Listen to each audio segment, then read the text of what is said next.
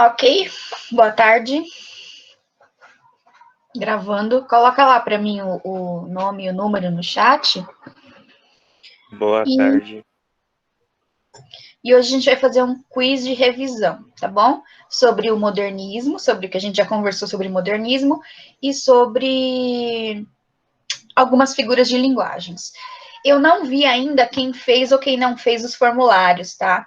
Mas os formulários da semana passada foram justamente para que vocês estudassem um pouco para o quiz, né? Eu pedi para que fizesse um mapa mental, né, do modernismo, e tinha algumas questões lá de figuras de linguagens. Eu lembro que na primeira, logo depois que vocês fizeram a AP do segundo bimestre, e eu mandei um formulário perguntando qual foi a maior dificuldade, e aí alguns responderam figuras de linguagem que estavam com dificuldades, né? Então, por isso que eu resolvi introduzir nessa aula para a gente fazer uma revisão. Ok? Ok.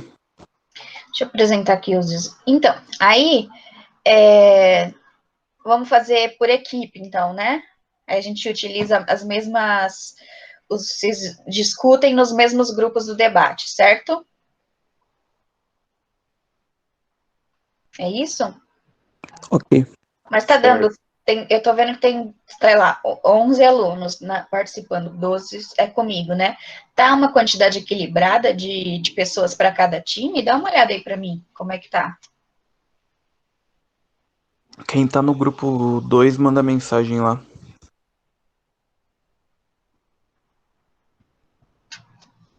E o 1 a mesma coisa.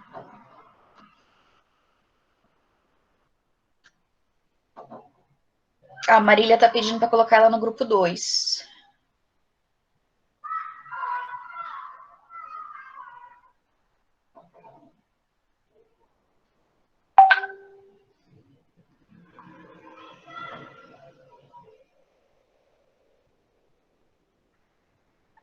No grupo 2 tem 4 por enquanto. Você, o Daniel. O Nicolas e o Gabriel. Tá. Então, no outro grupo, teoricamente, temos Letícia, Marília, Isabela. E quem mais que tá aí? E o.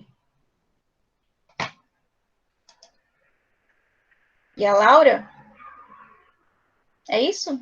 A Laura é do nosso grupo também. Não sei se ela mandou mensagem. Deixa eu ver se ela mandou já. Mas ela tá presente aqui. No nosso grupo aqui é eu, a Bel, a Lili e o Dani. Por enquanto, não sei se tem mais algum. Daniel acabou de entrar, o outro Daniel, o Galvão. Isso, Daniel Galvão. Eu acho que tá mais ou menos equilibrado. Acho que um tem 5, outro tem 4, uma coisa assim, não é? É isso? Por aí. Tudo bem. Então, acho que dá pra gente começar assim mesmo. Então, ok. Deixa eu apresentar aqui para vocês.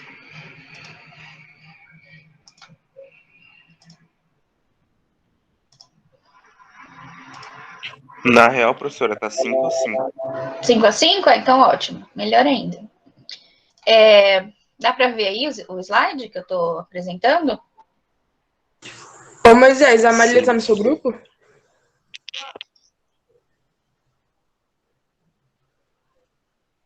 Não tá, não, Marília não tá no nosso grupo. Sempre tá. Acrescenta a Marília em algum grupo aí, então. Eu vou por ela, João. Tá. Eu vou anotar aqui, então, como equipe. Nomeie um líder aí de cada equipe, que é para eu ir anotando os pontos aqui. Pode ser o grupo da Letícia e o grupo do Moisés, pode ser? Pode. Pode. Letícia e Moisés. Então, a gente vai fazer assim.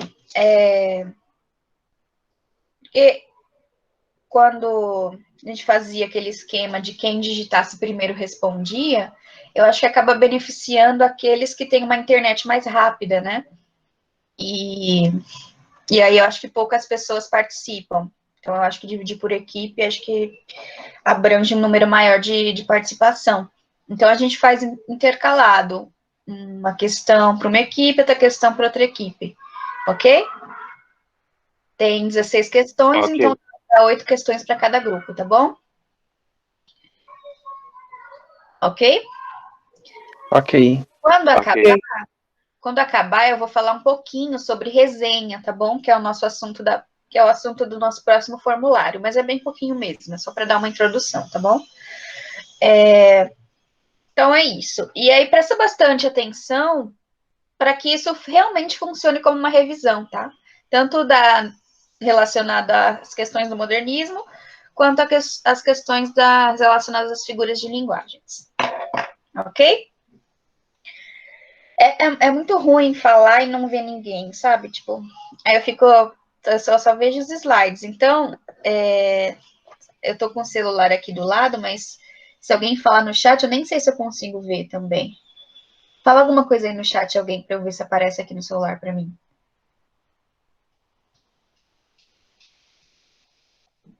Ah, aparece aqui. Tá bom. Mas eu prefiro que vocês falem, tá bom? No microfone, a resposta. Sei lá, decide alguém aí de cada vez aí para falar a resposta, tá bom? Mas aí vocês podem discutir no grupo. Então vamos começar como? Com o grupo da Letícia ou com o grupo do Moisés? Vocês querem tirar par ou ímpar? Por mim, tanto faz. E aí? Primeiro as damas? Pode ser. Par e ímpar, tanto faz. E aí? E aí, Letícia? A gente começa, prof. Beleza. Então vamos lá, ó. Primeira questão. Seguinte, o modernismo no Brasil foi uma tendência do século. Alternativa A, primeira metade do século XX. Alternativa B, segunda metade do século XX. Alternativa C, primeira metade do século XIX. Ou alternativa D, segunda metade do século XIX. O modernismo no Brasil ele foi uma tendência de qual século? Qual das metades do século, né? Na verdade. Primeira metade do século XX, letra A.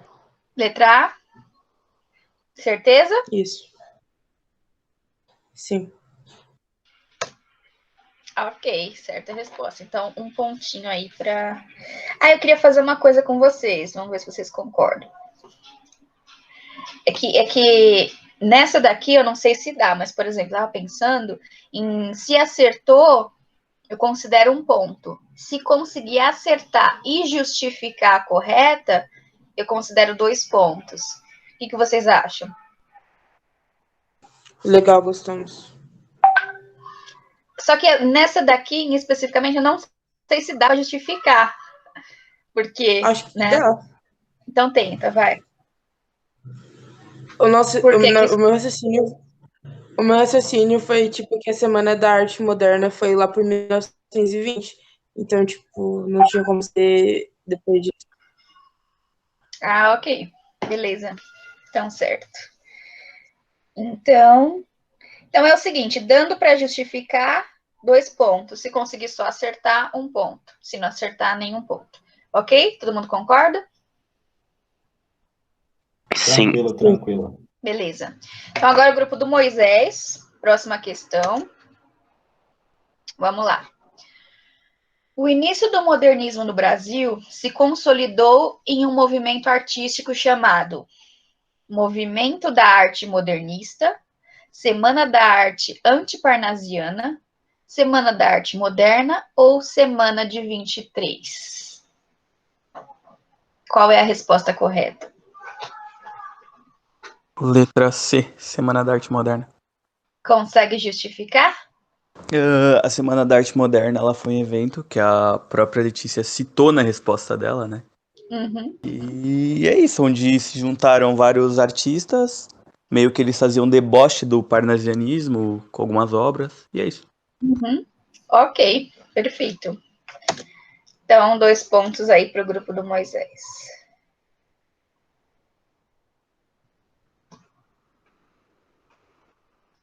Grupo da Letícia agora, vamos lá. No trecho, eu nasci há 10 mil anos atrás e não tem nada nesse mundo que eu não saiba demais. Qual é a figura de linguagem que nós temos? Hipérbole e pleonasmo, sinestesia e pleonasmo, ironia e hipérbole, ou metonímia e eufemismo?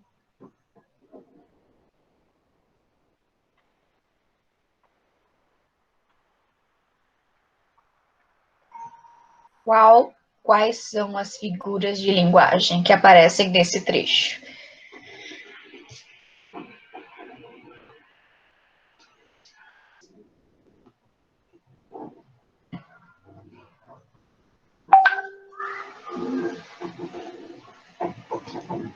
Professora, ela saiu sem querer, mas Pode responder, prof. era Ah, tá, pode responder, Dani. Letra A, hipérbole e isso, pleonasmo? isso. Consegue justificar o motivo? Porque ele exagera, né? Na hora que ele fala há 10 mil anos atrás, ninguém vive 10 anos. E que não há nada no mundo que eu não saiba. Ninguém sabe tudo. Então ele exagera pra usar. Sim, a questão do exagero, ok. Mas e o pleonasmo?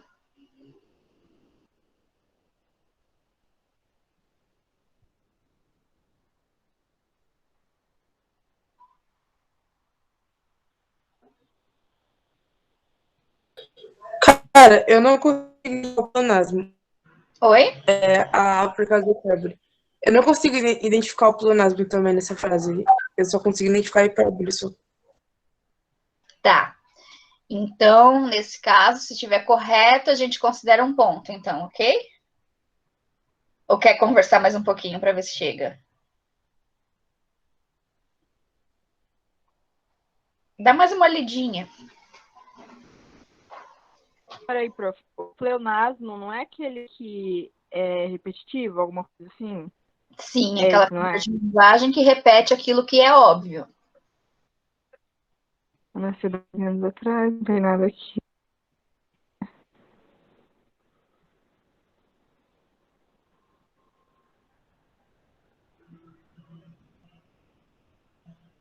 O pleonasmo tá quando no final, quando ele fala eu não tenho nada nesse mundo que eu não saiba demais. Calma Não. aí. Mas vamos lá, vou considerar um ponto, então. A resposta está correta. Pelo fato de. É hipérbole e pleonasmo. Prof, Mas peraí, eu acho que eu sei. tá, tenta aí, Eu então. acho que tá na primeira parte, porque, tipo, ele fala que ele nasceu há 10 mil anos e depois ele fala atrás. Eu acho que é aí o pleonasmo, não tenho certeza. É, exatamente, é isso mesmo. É Porque quando isso? eu falo há 10 mil anos, eu já tenho uma ideia de passado, né? Então, eu não preciso mencionar que foi atrás, né? Se eu já tenho verbos no passado, ok? Então, se ele dissesse eu nasci há 10 mil anos, seria óbvio que foi atrás, né? Se ele já nasceu, se é uma ação no passado. Então, ok, o pleonasmo é exatamente nesse trecho. Eu vou considerar os 2 pontos para vocês aqui. Ok, ficou claro? Yep. Do porquê? Ok?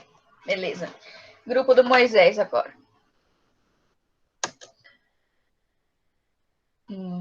Outra questão de figura de linguagem. Atenção. Iracema, a virgem dos lábios de mel, que tinha os cabelos mais negros que a asa da graúna e mais longos que o seu talhe de palmeira. O favo da jati não era doce como seu sorriso, nem a baunilha recendia no bosque como seu hálito perfumado. Nesse trecho, temos as seguintes figuras de linguagem. Alternativa A, personificação e metonímia. Alternativa B, metáfora e catacrese. Alternativa C, metáfora e comparação. Ou alternativa D, sinestesia e metáfora. Quais são as figuras de linguagem presentes nesse trecho?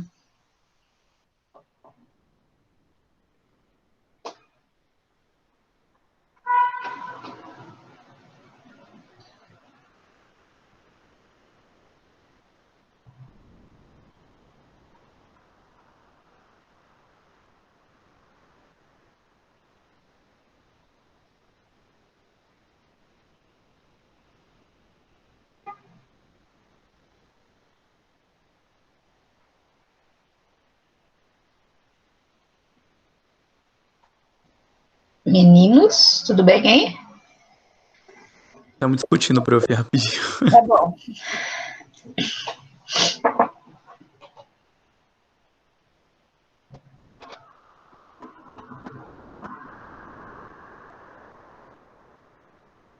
Pode responder, então?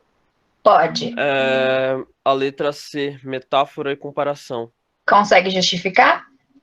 Sim, porque a metáfora ocorre como Iracema viaja os lábios de mel, que tinham os cabelos mais negros que a asa da graíma.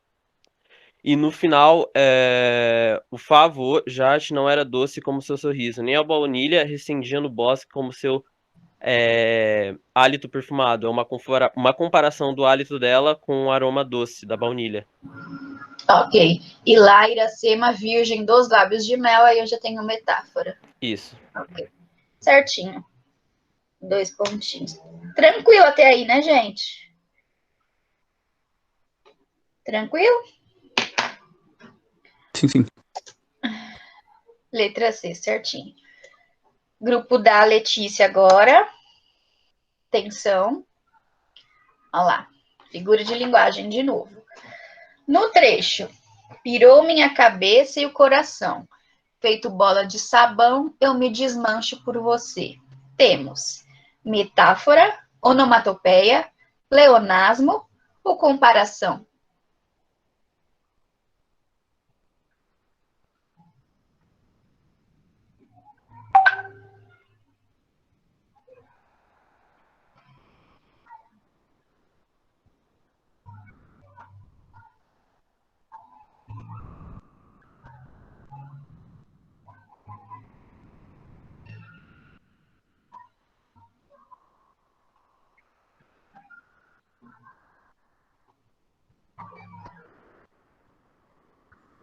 A gente tá em dúvida entre duas, porque tem duas partes que eu acho que encaixariam.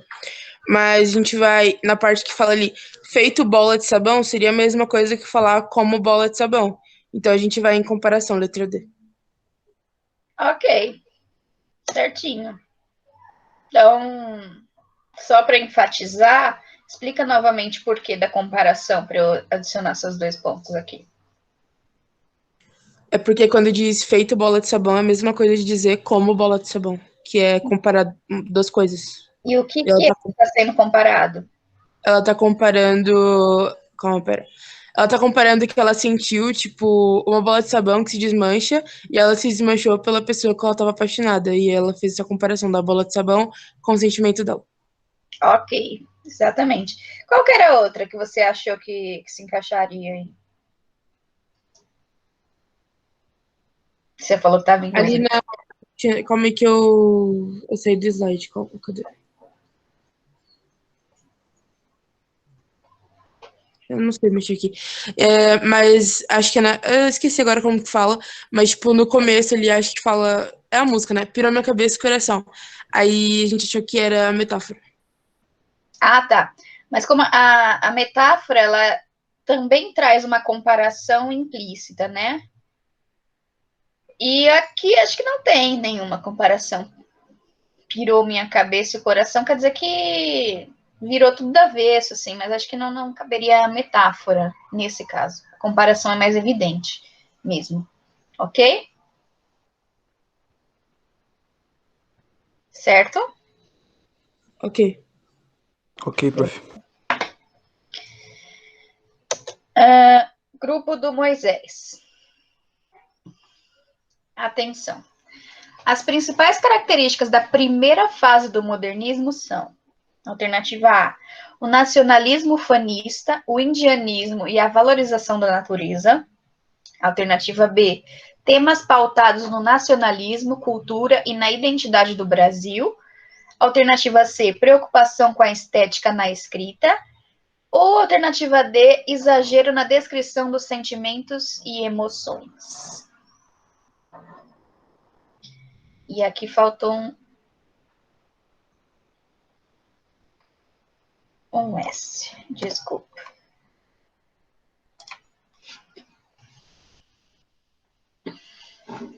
Professora, Oi. é a letra B, temas pautados no nacionalismo, cultura e na identidade do Brasil. Porque quando eles fizeram a Semana da Arte Moderna em 1922, eles estavam criticando o parnasianismo e estavam reerguendo a cultura brasileira, né? Dando identidade, nacionalismo e falando sobre a cultura e a identidade do Brasil, levantando essas questões do Brasil para trazer o foco para o Brasil e retirar as culturas de fora, entendeu? Ok, perfeito. Muito bom. Gente, vocês estão muito bons, não tá nem tendo graça isso. É o grupo do Moisés que respondeu agora, né? Sim. 2 Isso. pontos, ok. Grupo da Letícia. Figuras de linguagem. Vamos lá. Nos versos. Tinha uma estrela tão alta, tinha uma estrela tão fria, era uma estrela sozinha. Temos ironia, anáfora, metáfora ou metonímia.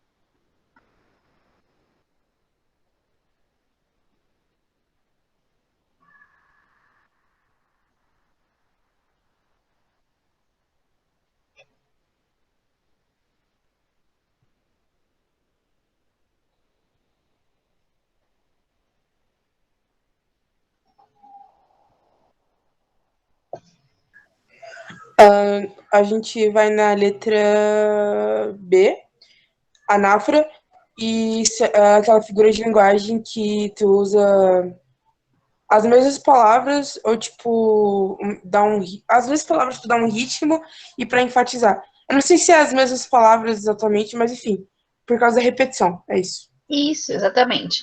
Então, tinha uma estrela tão alta, tinha uma estrela tão fria. Essa repetição do tinha uma estrela, servindo para enfatizar, eu tenho anáfora. Lembra que a gente discutiu anáfora em algum poema do Carlos Drummond, se eu não me engano? Que ele repetia, é preciso, é preciso, é preciso, é preciso. Vocês lembram dessa atividade que nós fizemos? Sim. Então é isso, anáfora nada mais é do que a repetição de alguma palavra ou de alguma expressão dentro da poesia para enfatizar aquilo, ok? A palavra estrela, por exemplo, aqui também. Ok? Então, beleza, 2 pontos aí para o grupo da Letícia, agora grupo do Moisés. Figura de linguagem. No trecho, a lua me traiu, fiquei perdida e louca por você. Temos metáfora, sinestesia, pleonasmo ou prosopopeia?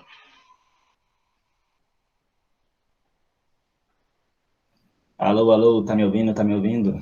Sim, estou te ouvindo, estou te ouvindo. Bom, é prosopopeia porque fala que a lua traiu a pessoa, e a lua é tipo um objeto, ou seja, ela não faz nenhuma ação humana. Ou seja, a prosopopeia porque ele está dando uma ação humana para a lua. Ok, perfeito. Prosopopeia. Grupo do Moisés, certo? É isso? Isso. Grupo do Moisés. 2 pontinhos. Prosopopeia ou personificação, né? Às vezes vocês vão encontrar essa figura de linguagem nominada como personificação também, mas é a mesma coisa, ok? Tranquilo, Ok. né? Tranquilo. Grupo da Letícia. Atenção. O principal motivo da consolidação do movimento modernista foi a necessidade de ruptura com o movimento anterior, parnasianismo, a necessidade de seguir as vanguardas europeias, a necessidade de manter os padrões de escrita ou a necessidade de colocar mais emoção na literatura? Qual das alternativas está correta?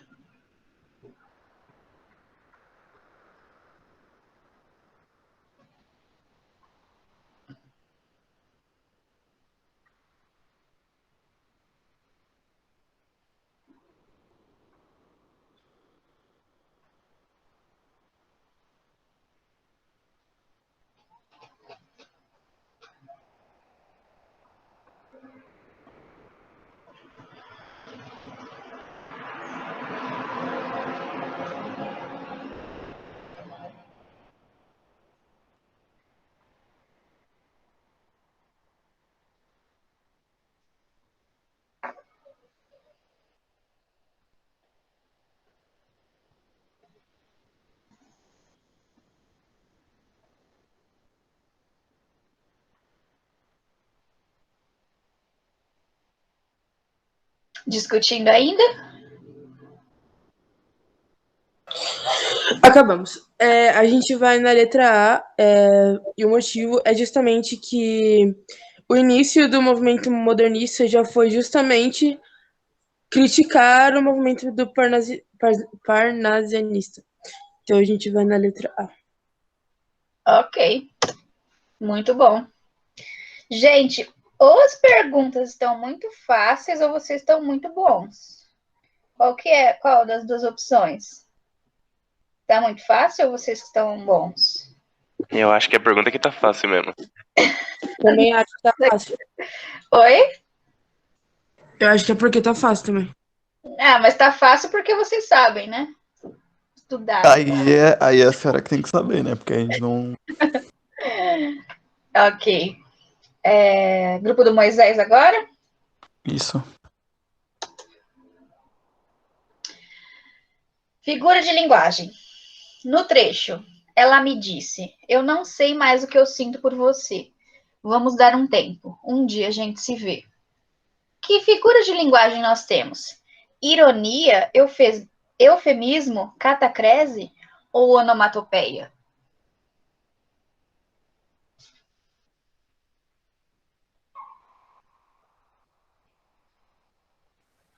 Vou responder, se meu grupo tiver de acordo. Tá tudo bem mesmo? Posso falar? Pode ir, gatão. Letra B, eufemismo, porque é uma figura de linguagem na qual a gente tenta suavizar nossas palavras. Então, como ela diz, eu não sei mais o que sinto por você, vamos dar um tempo. Um dia a gente se vê, para tentar dar um tom mais suave, para resumir, né, que eles terminaram. Ok, exatamente. Ela tá terminando, né? Mas, para não dizer não quero mais, né? Vamos dar um tempo, né? Acho que isso é muito comum, né? Nos términos de namoro. Não é? O vamos dar um tempo? O que vocês acham? Quem já terminou um namoro desse jeito? Com essas palavras? Ou já ouviu isso de alguém? Eu já ouvi já. E você acha que realmente é mais suave ou é tão doloroso quanto um. Não, é porque, tipo, eu nunca senti, eu já vi casos, né? Já ouvi meu irmão falando, tipo, eu já vi casos. Eu nunca sofri, tipo. Mas o que vocês acham? Que quando a pessoa fala, vamos dar um tempo, você acha que é melhor, assim, a outra pessoa se sente melhor? Se sente mais, sei lá, mais confortada do que a pessoa chegar e falar que quer terminar? Vocês acham que. Professor, eu não sei, mas eu acho que, tipo, é a mesma coisa, né? Na minha opinião é a mesma coisa. Eu não sei, mas pra mim é a mesma coisa. Tipo, todo mundo entende que se tá pedindo um tempo é porque não quer mais, né? É o que dá a entender, né? O que você acha, Laura? Eu acho que é sim, é a mesma coisa que ele disse. Ok. Mas é isso mesmo, eufemismo. É a tentativa de suavizar uma situação considerada mais grave, assim, mais impactante. Ok? Então, grupo do Moisés, 2 pontos. Agora o grupo da Letícia. Quais poetas eram chamados de a tríade modernista? Quem eram eles? Letra A, Carlos Drummond de Andrade, Mário Quintana e Olavo Bilac? Manuel Bandeira, Oswald de Andrade e Mário de Andrade? João Cabral de Melo Neto, Mário Quintana e Vinícius de Moraes? Ou Manuel Bandeira, Mário Quintana e Mário de Andrade? O que vocês acham? Quem aí, qual desses foram considerados a tríade modernista?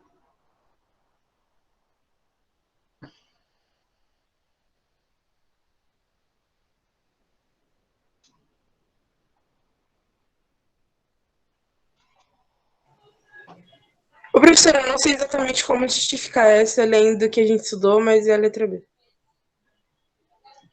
Dá para você justificar ele me dizendo por que não poderia ser outras alternativas, por exemplo. Aí você consegue justificar. Isso complicou pra gente. O Olavo Bilac, ele... Eu não tenho certeza, mas ele não é do... Eu acho que ele não é do... Não tenho certeza agora. Eu acho que o Olavo Bilac, ele não é do movimento modernista. Eu acho que ele é grupo parnasianista, não sei. Ok, exatamente. O Vinícius de Moraes, ele veio um pouco depois, e o Mário Quintana também, então é isso que eu sei sobre a vida, é isso. Então, qual que é a correta? A letra B.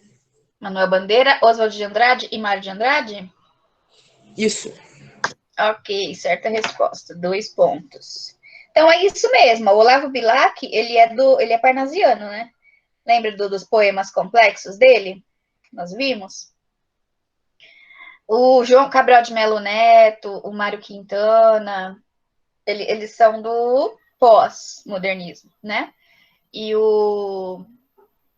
aqui, ó, o Mário de Andrade, ele é da segunda geração, se não me engano. Mas é isso. Isso é a tríade modernista, são os 3. Manuel Bandeira, Oswald de Andrade e Mário de Andrade. Foram os 3 que se tivessem incentivado o movimento, né, aqui no Brasil. Ok? Próxima. Próxima. Grupo do Moisés. Vamos lá. A obra Morte e Vida Severina, de João Cabral de Melo Neto, pertence à primeira fase, pré-modernismo, segunda fase, modernismo, ou terceira fase, pós-modernismo?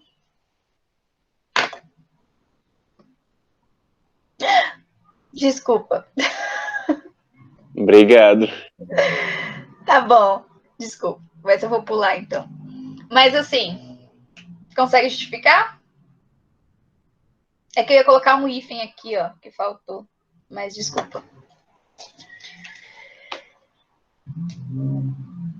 Era C, né? Não ponto essa para nenhum dos grupos, tá bom? Mas assim, se vocês conseguirem justificar para mim porque é o pós-modernismo e me dizer se lembra dessa obra, quais eram as características, vai ajudar bastante.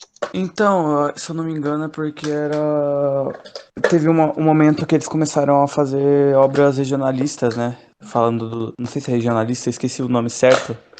Que se falava sobre a seca no sertão, os acontecimentos que tinha, que teve até outra obra, assim, se é essa que a senhora passou pra gente. Sim, mas tem mais coisas. Eu posso falar? É porque, pelo que eu me lembro, eles tentam voltar um pouquinho com aquela métrica de ter algumas rimas e tal, e uma coisa que eu lembro, eu tinha esquecido de qual era, mas agora eu lembrei, é que tinha aquele lance eu acho que é nesse, que tipo tem Epifania também. Epifania, que o cara, tipo, tem uma verdade reveladora no meio da obra, que o cara se dá conta de um monte de coisa e tal, e rola isso, né, nessa Morte e Vida Severina, acontece com o personagem. Isso, a gente tem epifania bem mais forte nas obras da Clarice Lispector, né? Mas sim, né? Tem o momento revelador na obra, mas a explicação é exatamente essa, que no pós-modernismo é tentativa de voltar com os padrões de estética, né? Assim, mas sem abandonar o conteúdo crítico, né? Então, continua se falando de regionalismo, né? Que é criticando a questão da seca, a miséria do Nordeste, mas quando eu passei aquela animação para vocês, Morte e Vida Severina, vocês não perceberam que ele fala tudo rimadinho, bem parecido com as recitações de Cordel? Vocês lembram? Eu lembro, sim. Então, Verdade. é tudo rimado. Então, o pós-modernismo tenta voltar com essa tendência, né, de padronizar a estética da escrita. Deu para relembrar? Sim. Ok, então essa daqui eu não vou considerar para ninguém, tá bom? Então, já que eu pulei essa, então novamente para o grupo do Moisés, não é isso, Moisés? Que era você. Tá. Vamos lá. Olha lá, figura de linguagem. Vem, anjo, minha donzela, minha alma, meu coração. Que noite bela. Como é doce a viração como é doce a viração. No último verso temos leonasmo, sinestesia, antítese ou ironia? Qual é a figura de linguagem?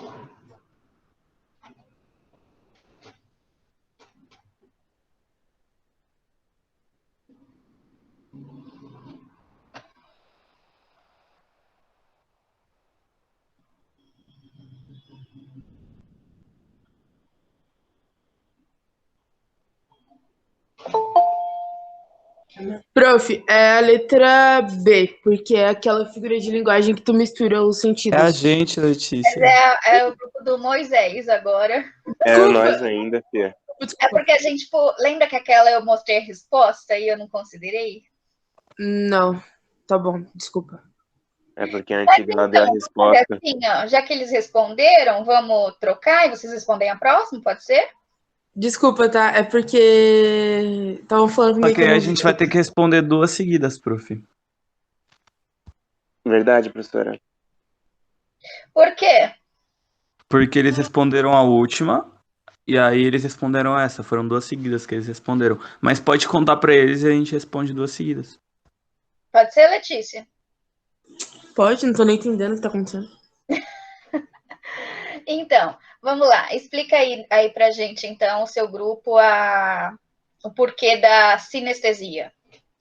Que é sinestesia mesmo. É porque, tipo, se tu pensar a palavra viração, o sentido seria o tato, né? Porque é movimento e tal. Mas, como fala doce, aí o sentido seria qual sentido que sente gosto? É paladar. Então aí é tipo a mistura dos sentidos. Ok, perfeito. Mas é isso mesmo. A sinestesia é aquela figura de linguagem que geralmente estão envolvidos aí os 5 sentidos, né? Mas estão relacionadas a coisas que não faz muito sentido, né? Então, nesse caso, como é doce a viração? Viração, nesse sentido, ele está se referindo a uma brisa, sabe? Um vento suave, algo assim. Então, não tem como uma brisa, um ar fresco, ser doce, né? Porque não tem relação nenhuma com o paladar. Então, é a mesma coisa que eu falar também, o cheiro tô sentindo o cheiro da vingança, né? Que é algo corriqueiro que se fala. E vingança não tem nada a ver com olfato, né? Não tem como eu sentir o gosto, sentir o cheiro ou o gosto da vingança, né? Isso está no sentido figurado, né? No caso, sinestesia. Ok? Ok. Deu para entender? Sim, sim. Sim? Ok. Então agora é o grupo do Moisés, certo? Isso. Vamos lá. São características da terceira fase do modernismo. Volta à valorização da estética, porém com conteúdos críticos. Ruptura com os padrões estéticos da escrita. Revolta e negação ao modernismo, segunda fase. Ou crítica social, abolicionismo e comoção.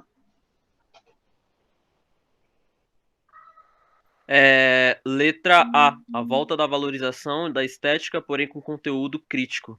A gente falou sobre isso em sala, que na segunda fase do modernismo, a gente acabou entrando numa fase onde o valor estético foi muito deixado de lado. Então, tipo, todo mundo literalmente cagou pra isso. E era uma piada. Então, na terceira fase, eles avaliaram novamente e acharam que seria uma boa voltar um pouco com os recursos estéticos, mas sem fugir do que eles queriam passar, né? Que era o conteúdo crítico ainda. Ok, perfeito. Isso mesmo. Letra A. Todo mundo lembrou? Todo mundo entendeu? Sim, sim. Sim? Ok. Mais uma então para vocês, certo? Isso. São características da segunda fase do modernismo agora. Regionalismo, temas políticos e sociais, linguagem mais simplificada, anarquismo, revolta contra o governo e pedido de liberdade, obras intimistas com foco nos conflitos psicológicos das personagens, né? Faltou um S ali, desculpa. Ou versos metrificados com rimas esquematizadas. Quais dessas são características da segunda fase do modernismo?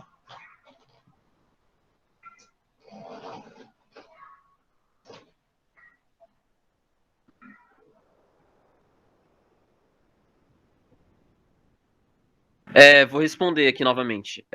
De novo, é a letra A, porque o pré-modernismo é onde a gente volta. Onde a gente volta, não, né? A gente começa com o início do novo, é onde a gente começa com a nossa própria cultura na questão artística, e já na segunda fase é onde já está tudo concreto. Então é onde a gente começa com nossas críticas regionalistas, com as obras. Com as obras Vidas Secas, por exemplo, que é um tema político e social também. E foi como eu acabei de citar anteriormente a questão da linguagem mais simplificada, né? Que é onde eles passaram a cagar com a estética. Eles não ligaram muito para isso. Exatamente. Perfeito. Ficou claro para todo mundo? Deu para relembrar? Sim, essa é bem de boa. Ok. Grupo da Letícia agora?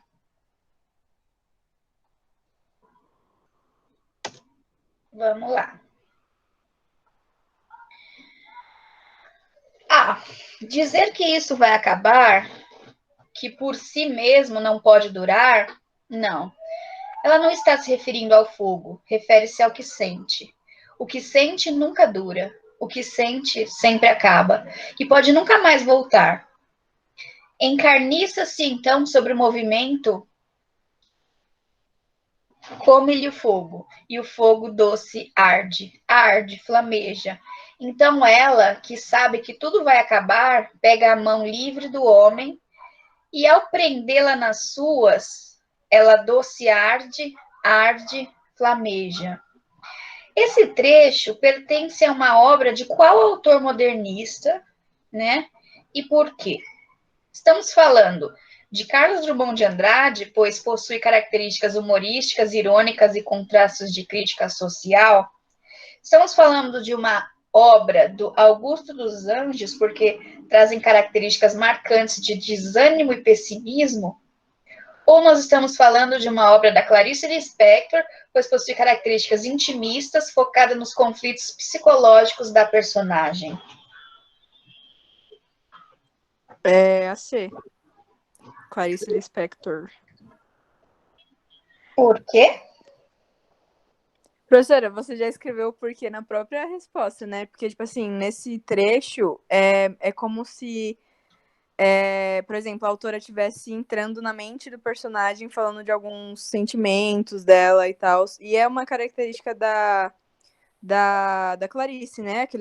Aquele negócio da epifania, do intimismo. Você consegue me mostrar no próprio trecho aonde que eu consigo observar esse conflito? Peraí. Ou, você tá dizendo, tipo, quando ela fala sobre os sentimentos da...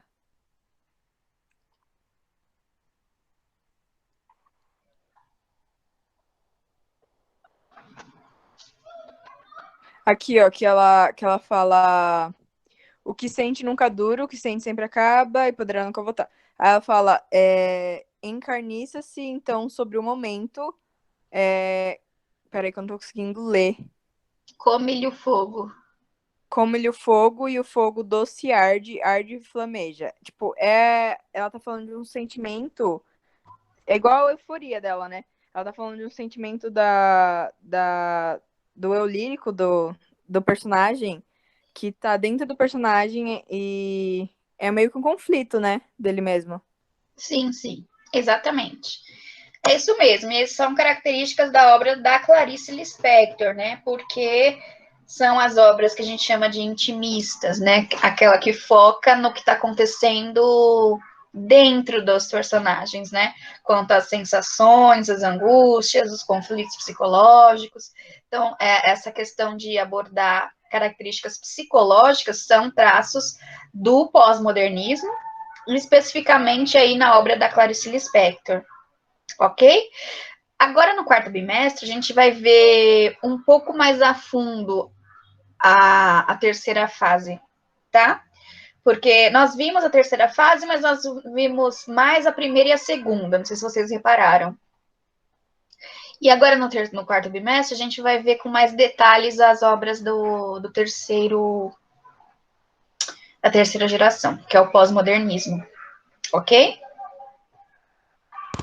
Ok.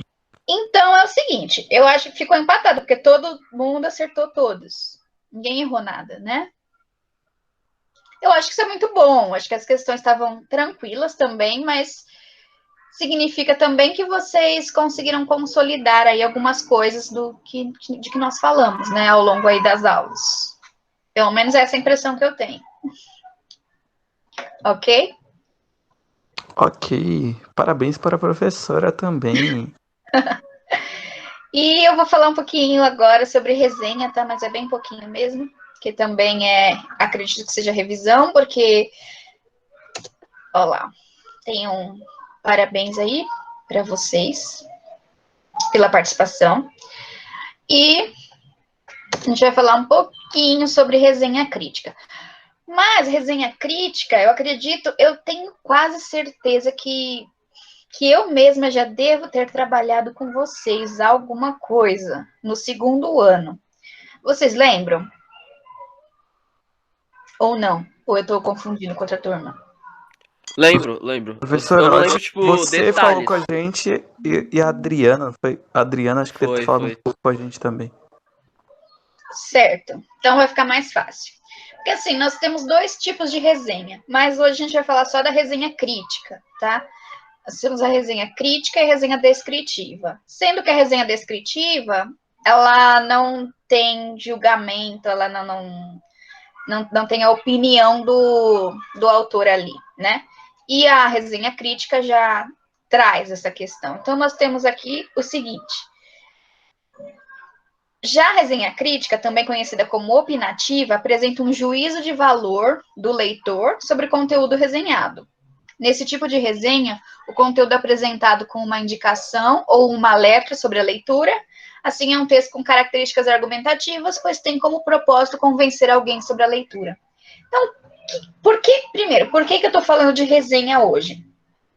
Primeiro, porque está no currículo de vocês. E segundo, porque vocês estão terminando o terceiro ano, o ano que vem vocês estão ingressando no ensino superior. E o gênero resenha no ensino superior, ele é muito exigido. Então, quem for ingressar no ensino superior vai perceber que tudo é resenha, né? Claro que também depende do curso que você vai ingressar, mas então, assim, se você precisa ler um livro, com certeza depois o professor vai pedir para que você faça uma resenha desse livro, né, para comprovar a sua leitura. Então, vocês vão escrever muita resenha no ensino superior. Então, é importante conhecer as características, né? Então, assim, antes de mais nada, o que eu preciso ter para fazer uma resenha? Eu não posso escrever uma resenha do nada, né?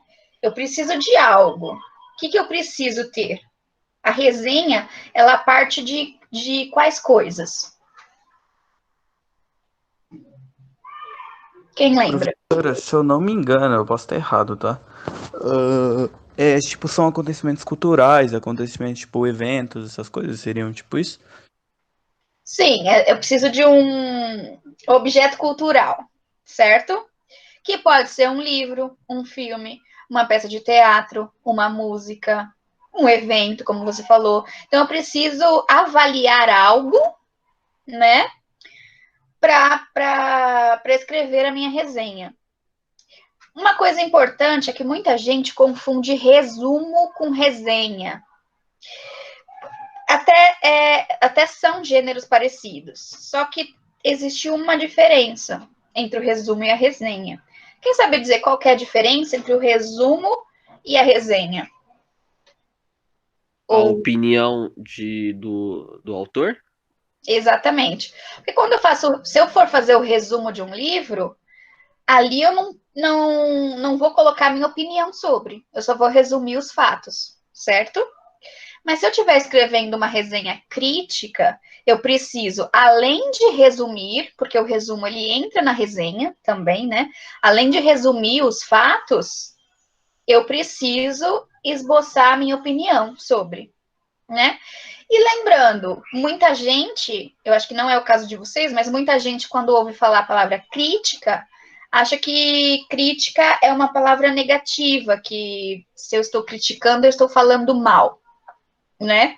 Mas é importante dizer que uma resenha crítica, ela pode tanto constar um julgamento positivo quanto julgamento negativo, ou os dois. Porque se eu não gostei de um livro, eu vou escrever uma resenha, eu vou resumir aquele livro, e o meu ponto de vista vai ser negativo, ok. Mas eu posso gostar do livro e colocar pontos de vista positivo também, ou eu posso fazer uma resenha onde eu aponte os dois.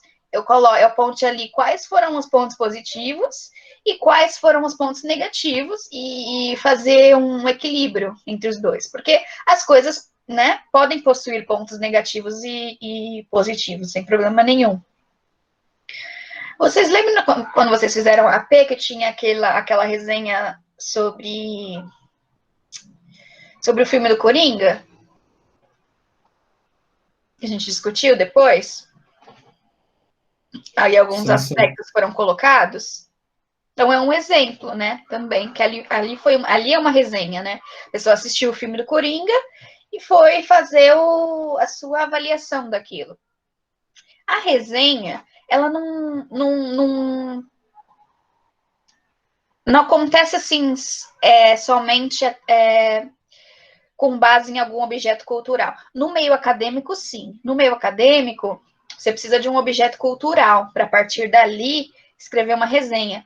Só que, hoje, com acesso às redes sociais, à internet, a gente encontra resenhas quase que todos os dias referente a produtos na internet. Por exemplo, eu quero comprar um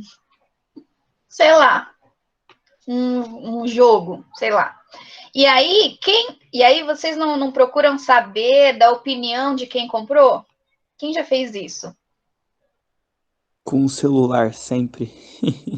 Celular. Aí eu quero comprar tal celular, mas será que é bom esse celular? Eu não vou acreditar simplesmente na propaganda do negócio, porque vai falar que é maravilhoso sempre, né? Então, tem alguns sites que as pessoas comentam o que acharam, quais pontos negativos, quais pontos positivos. E a gente também acaba se baseando nisso para decidir se a gente vai comprar ou não.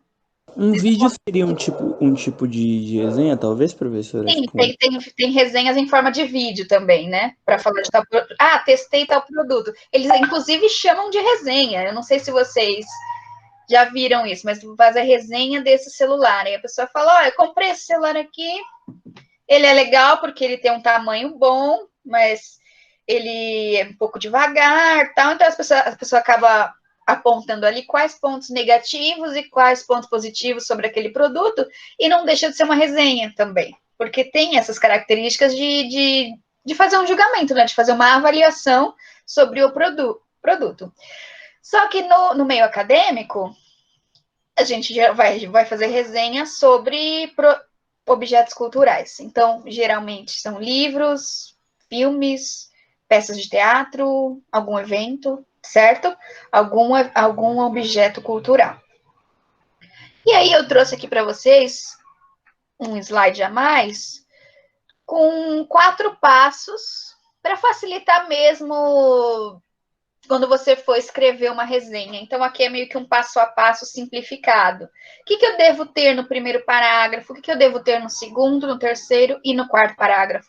Porque eu acredito que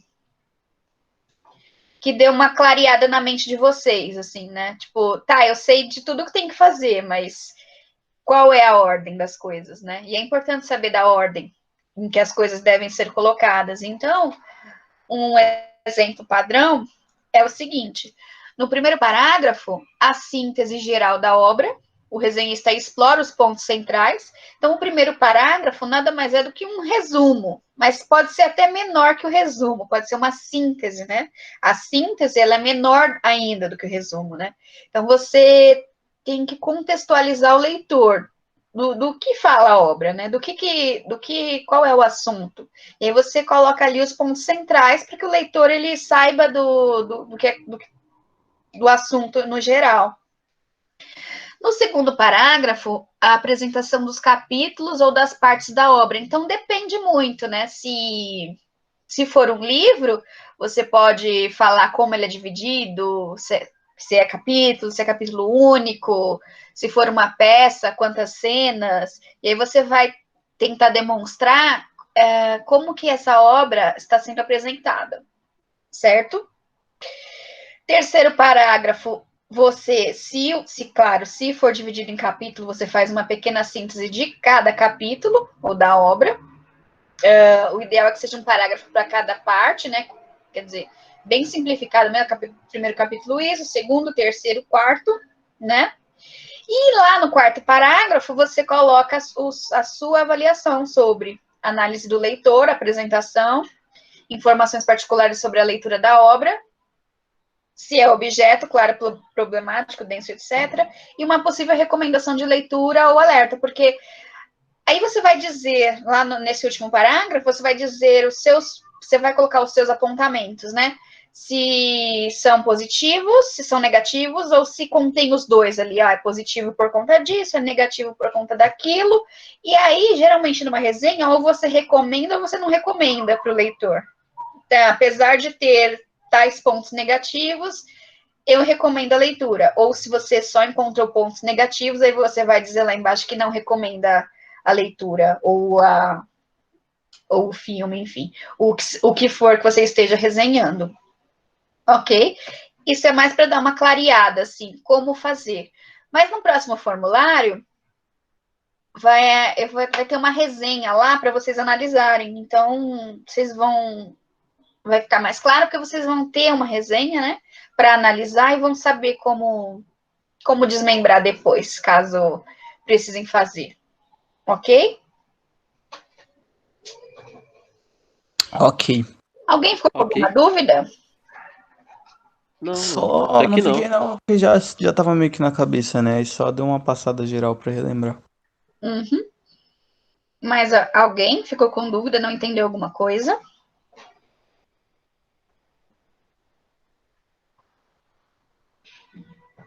Tudo certinho? Então tá. Então, se surgirem dúvidas no formulário, vocês me chamem, tá bom? Mas é basicamente isso. Se vocês já viram isso, é mais uma revisão mesmo, tá? Mas é importante conhecer isso antes de ingressar no ensino superior. Eu, quando ingressei no ensino superior, eu não vi isso no ensino médio. Não, eu tive que aprender durante o ensino superior mesmo, e é bem mais difícil. Então, se vocês já conseguem manipular esse gênero antes, vai facilitar muito a vida de vocês lá no ensino superior, ok? Porque vocês vão fazer muitas resenhas, com certeza. Eu fui responder E que é tava isso. sem dúvida, acabei apertando errado. Apertou o quê? Saiu da reunião? Sim, eu saí, aí tive que voltar. Então é isso, gente. Hoje nós fizemos, para de apresentar, uma pequena revisão do movimento modernista e das figuras de linguagem. Foi bem simples, vocês responderam tudo, graças a Deus. Deu para perceber que algumas coisas ficaram consolidadas, apesar de todo esse transtorno desse ano, né?